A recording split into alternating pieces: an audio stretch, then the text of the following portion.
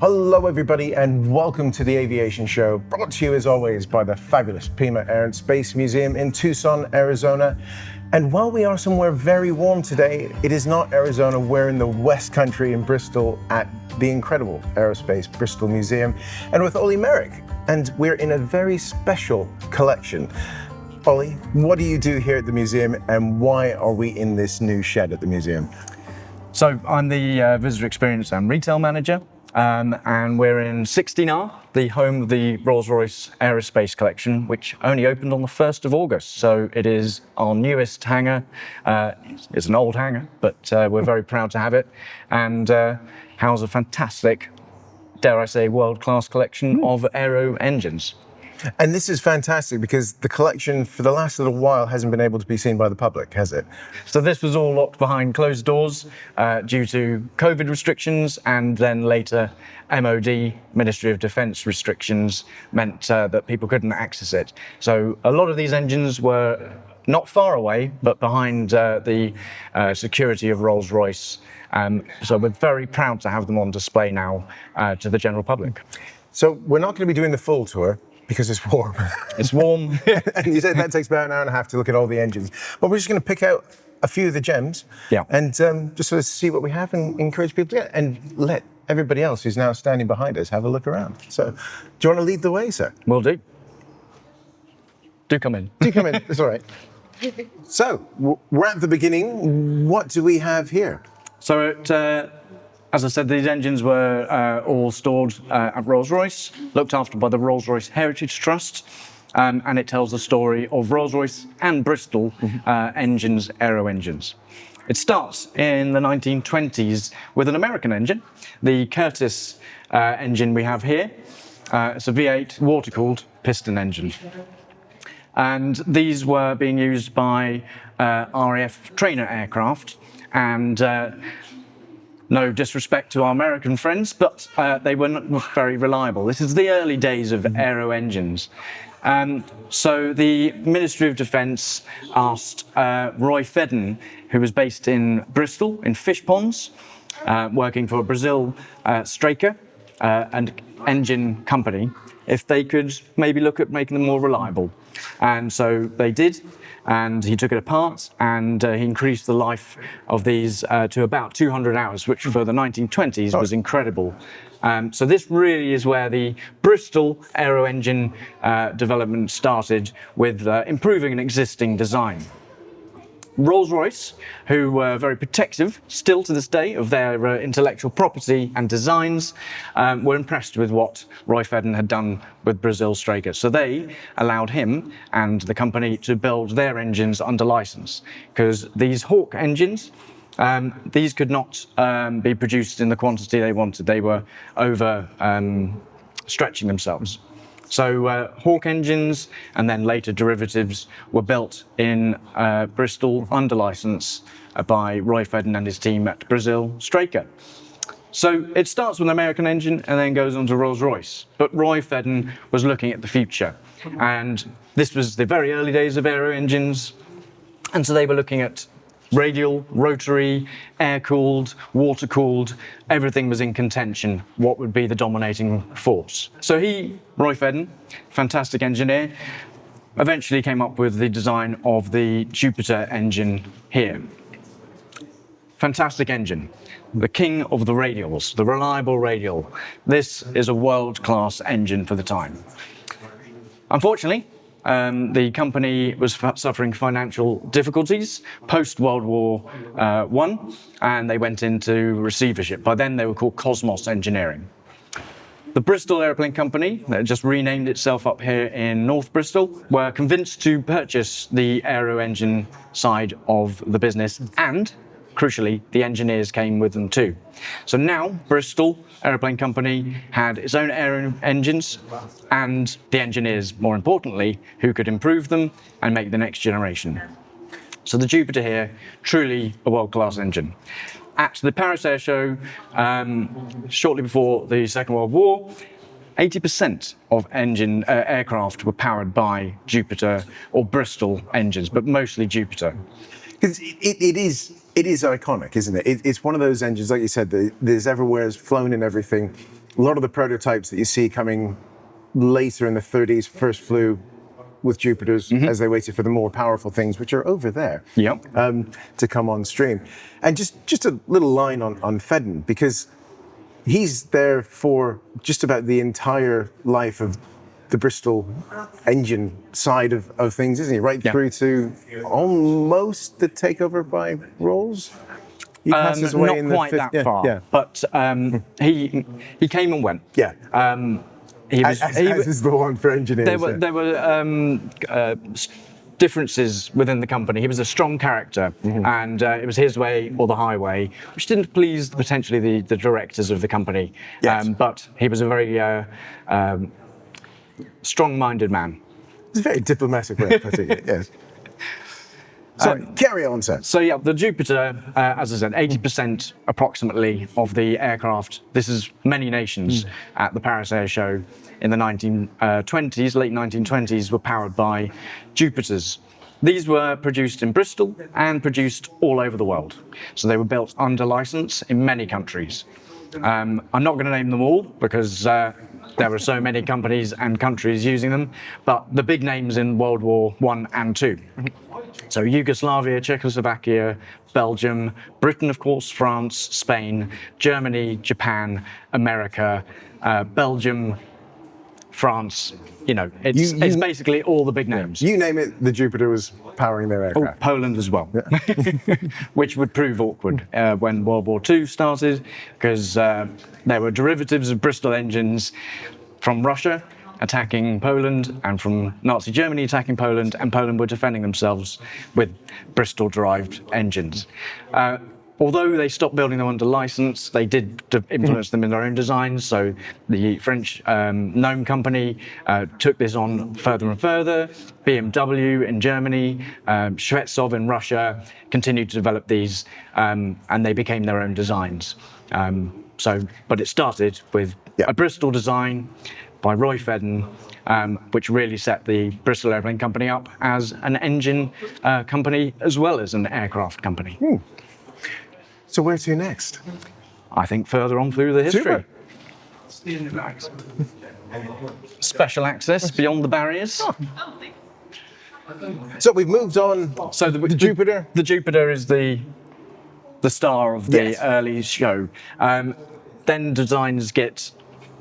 We'll go rapidly through these, but basically took the core design and thought, right, I need a range of engines with different power profiles. So basically just change the number of cylinders on the same idea, concept behind it. Incredibly reliable engine, and so why not reuse the components in other designs? So you got a 3-cylinder, 2-cylinder Cherub here, 5-cylinder Titan, Neptune. Just develops and gets more powerful or less powerful. The Cherub here, not quite. It's not a radial engine, but and wasn't hugely successful. This is a running example, actually, although we haven't started it up yet. Have to get health and safety first. So, creating a range, a profile at the Paris Air Show in the 1930s. These were displayed under the Bristol Airplane Company's name, and people were impressed. The Jupiter wasn't a groundbreaking design, but it was incredibly well engineered. It was reliable. The only real thing that was different was it had 4 valves on the top. And that's the one we saw was a later version with aluminium heads on it. But things developed rapidly. The Mercury was a more powerful version of the Jupiter, and was also showed at the Paris Air Show as well, and was a very successful engine for the Bristol Airplane Company. So the Mercury famous was in the Blenheim. Yeah. And other types, yeah.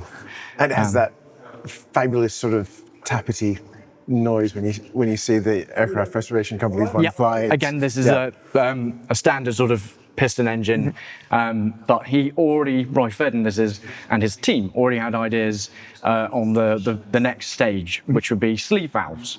In fact, he was inspired by a motorcycle sleeve valve engine and thought there was potential there, but he would make it work. Yeah. One of the few people, and the only one to do it on a big scale. Yeah. So let's throw a technical question at you. The difference between sleeve valves and a traditional piston engine. Here you go. This is putting you on the spot.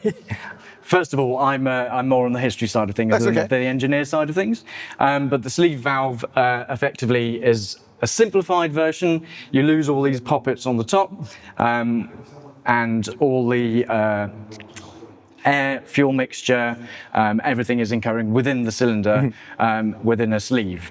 There were different ways of doing it, and you could have had multiple sleeves, but it's a very complicated process, but it's a very simplistic idea. It's just getting it working was the problem. And early metallurgy was not up to it, but he persevered, and eventually the tech caught up.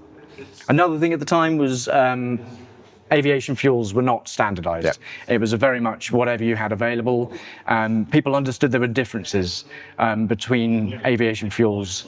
Some were richer and some were, so American aviation fuel was different from French, from British, from Russian, from German, from Japanese.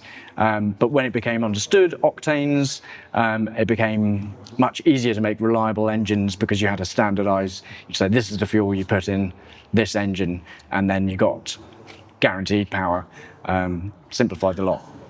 That had become very important with sleeve valves, where the tolerances are much lower. Yes. And that's, when you look at it, you think, oh, that's a very easy system with just that sleeve opening and closing the valve as the piston travels in the center of it.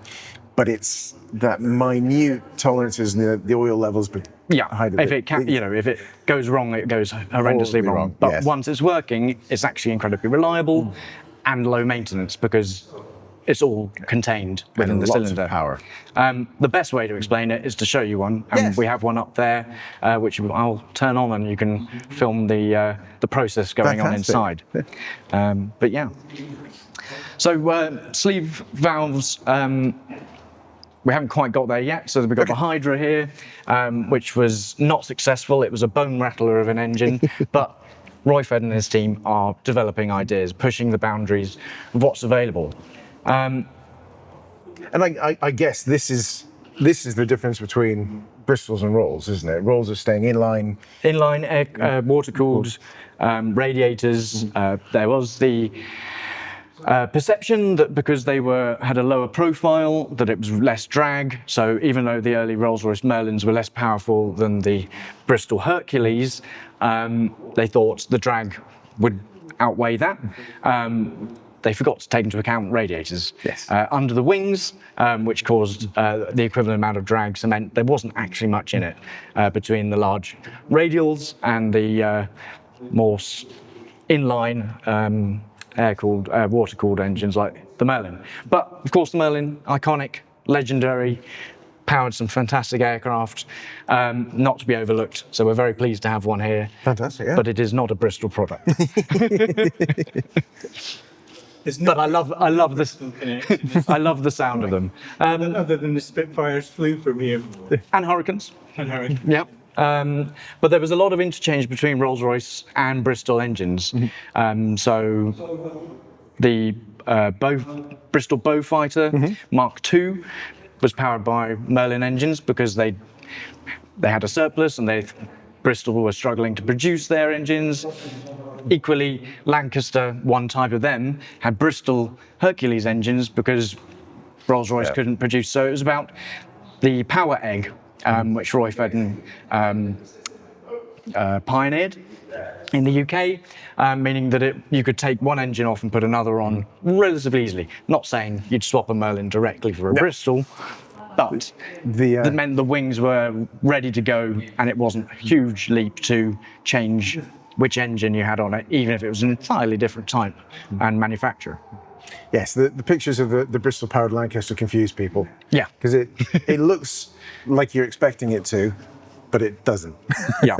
It looks more like an American bomber with radial engines. Americans much more use the radials. Yes. Cool. So now we're into sleeve valves, so the Perseus, the Aquila, the Taurus, but these designs are all doing well, but they're not the end goal. He's refining it.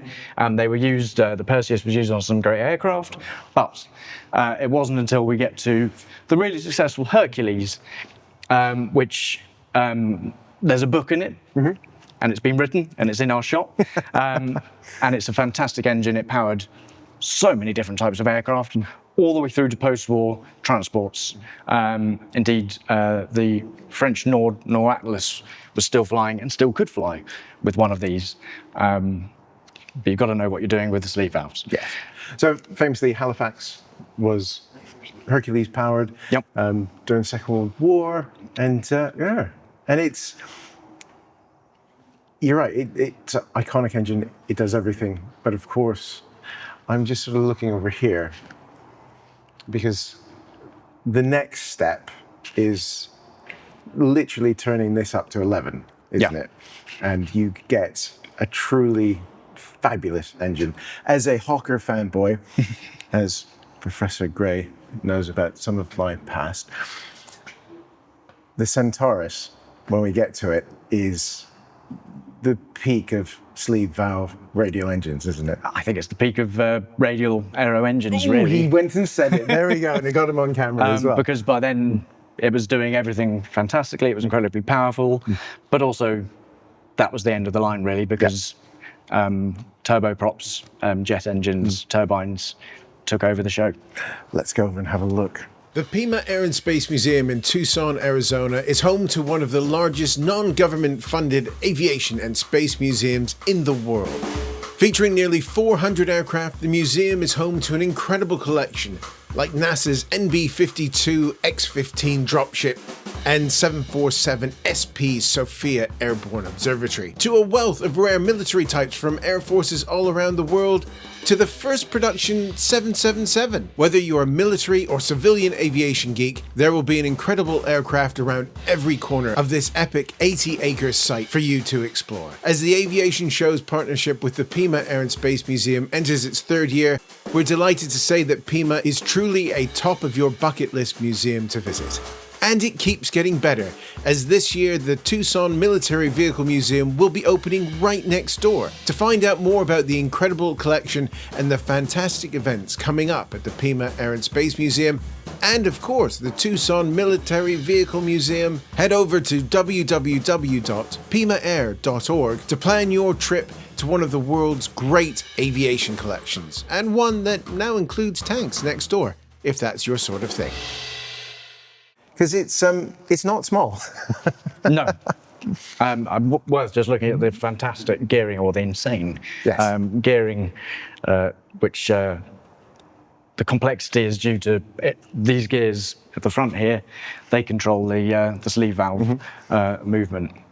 And that all has to work together seamlessly at full chat all day, all across the Atlantic. So it's a remarkable piece of engineering for the time, and even today. Yes, it is a work of art, isn't it? It is. I haven't got room for it in my house, but no, I would have it. And I'm just trying to see if I can fit it in the back of the car, but when you guys aren't looking, I'll get Wendy to distract you.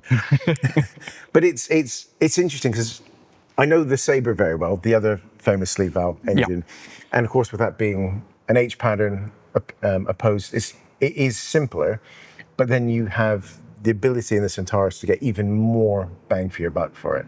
And we had Alan Porter on recently, who's just written the book on the Brabazon. There was a lot of these in the Brabazon in the initial one as well, wasn't there? 8 of them, I think.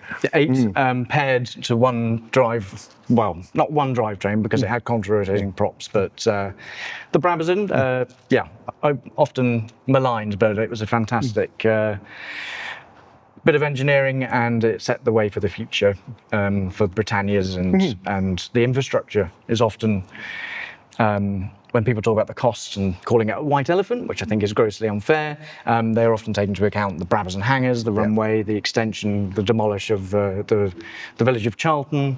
So it's difficult to separate it. I understand why people say, was it worth it? We were saying before we started that it is slightly full circle around here now. Yes. As there's now villages being built all along the site of the old airport. So, Well, a town, really. Yeah, whole So, town. yeah, we're on the edge of the old Filton runway, RAF Filton, as it was in World War II, which is, we're here to keep the legacy alive of what was here, while the runway is developed into the Brabazon. extension. Yeah. Yes.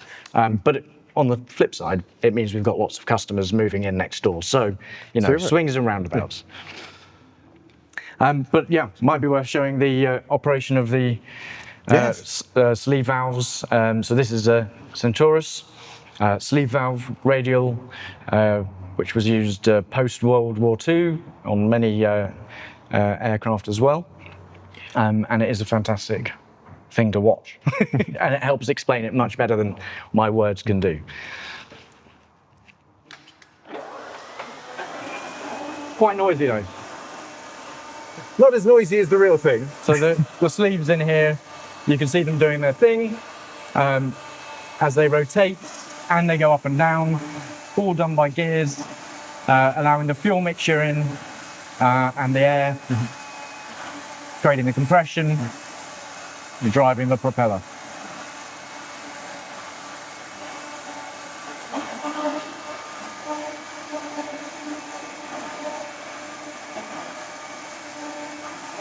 That is fab.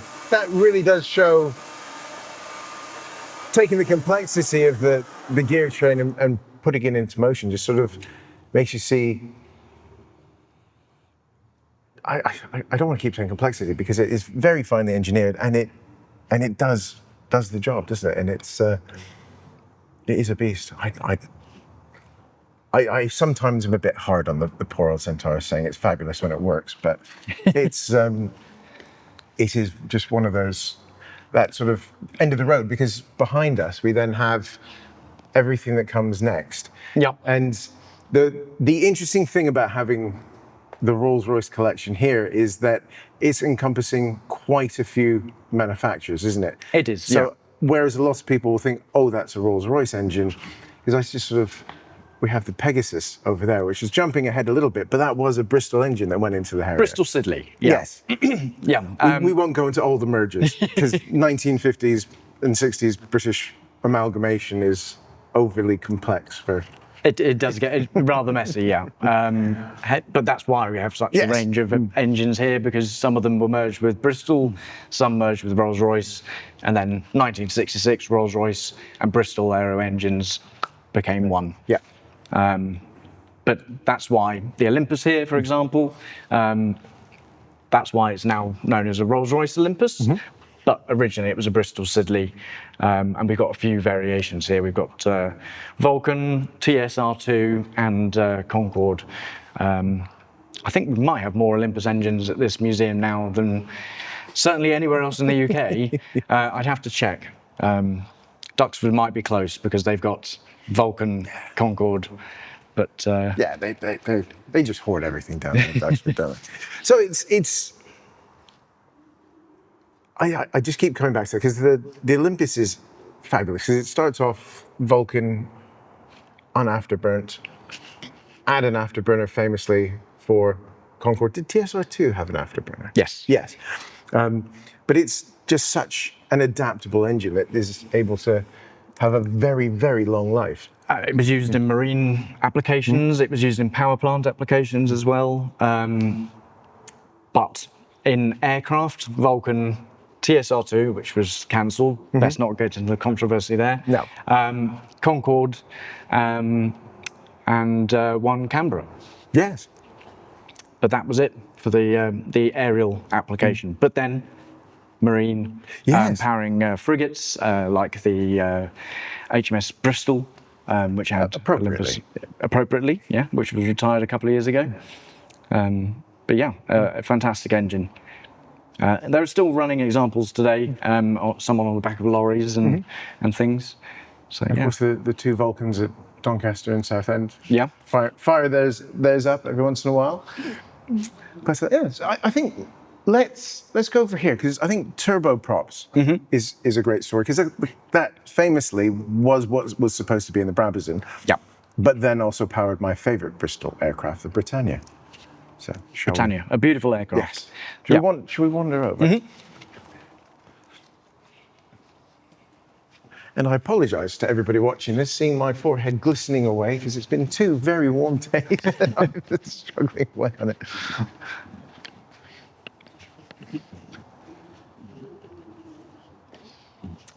So, Orion, yes. Orion, yeah. The real success for Bristol Airplane Company was the Proteus turboprop, which we have an example in our main gallery, which I'm sure you'll see later.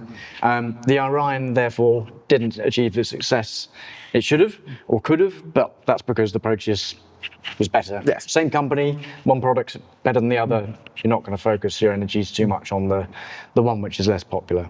But it's a big old beast, and took over from the radials that we've just been looking at. One thing that is always interesting, Rolls-Royce had their birds of prey with their piston engines, then they went rivers Yep. with the jets. Bristol's kind of stuck with sort of ancient gods, didn't they, most of the way through? Mythic, yeah, gods. Yeah. I guess you could say, yeah.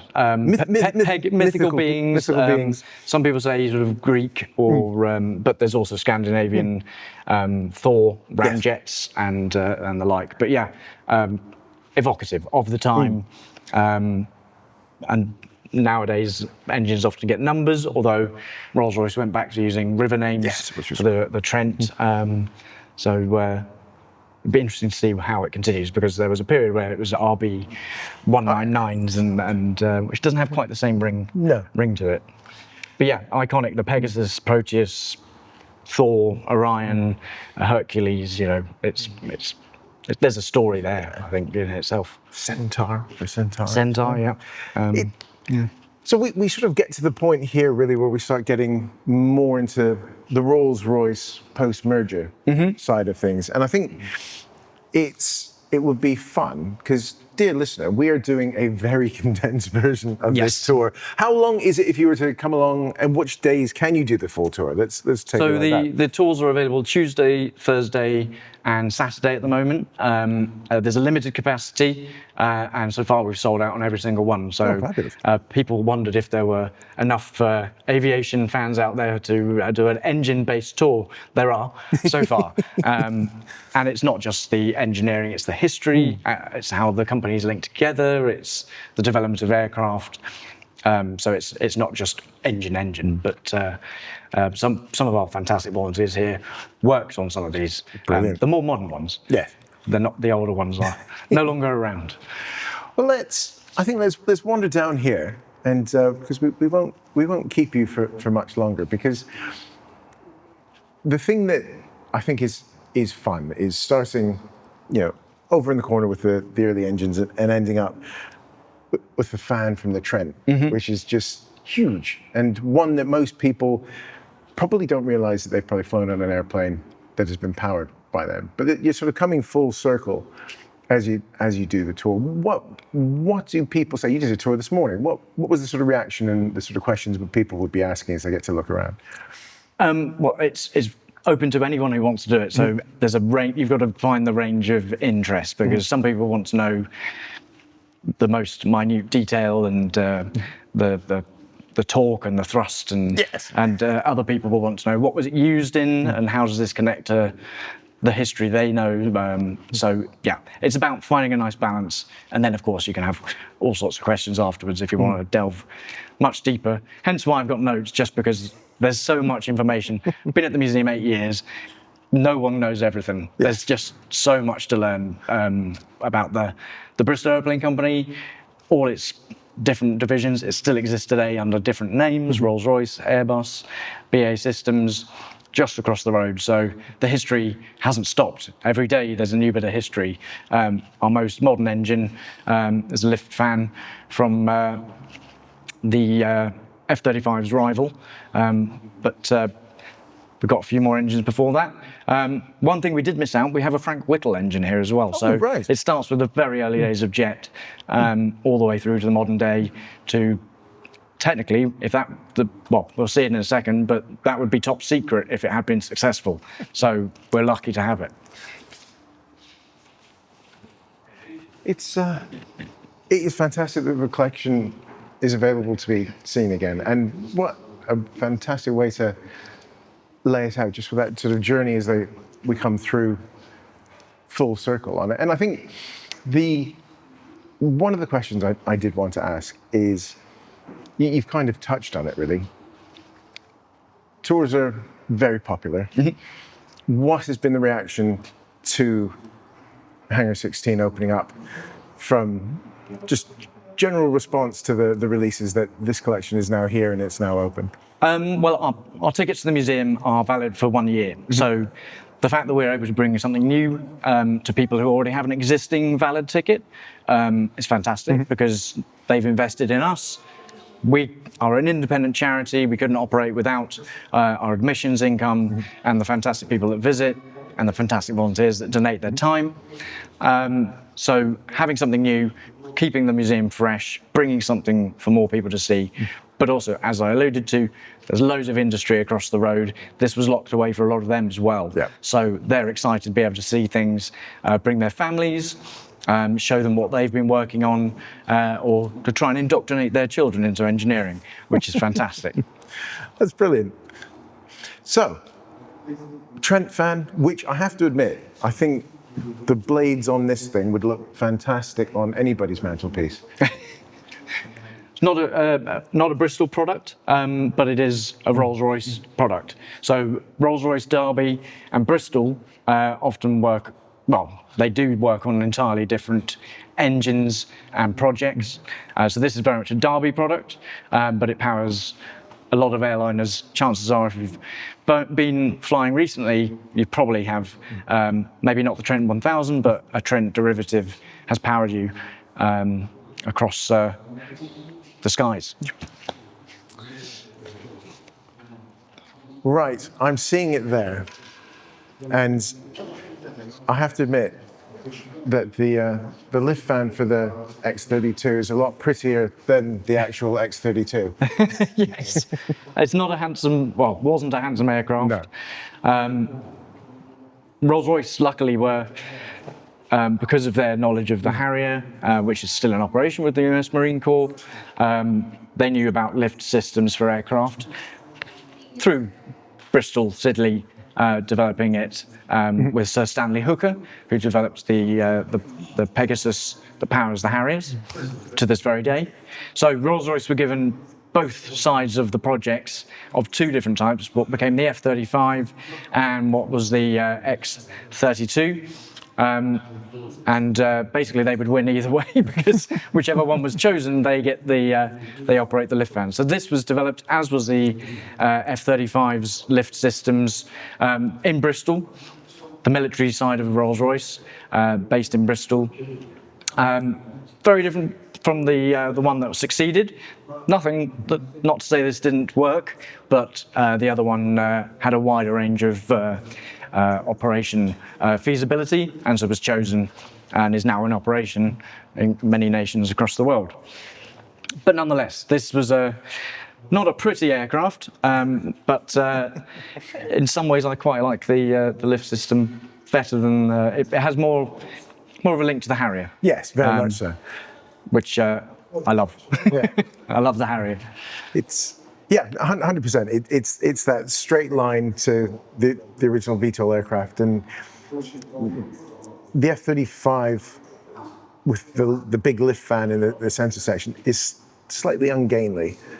Whereas I've always thought that the solution for this, whereas the aircraft wasn't particularly lovely. No. This was a very handsome looking engine, if you can call an engine handsome or pretty or.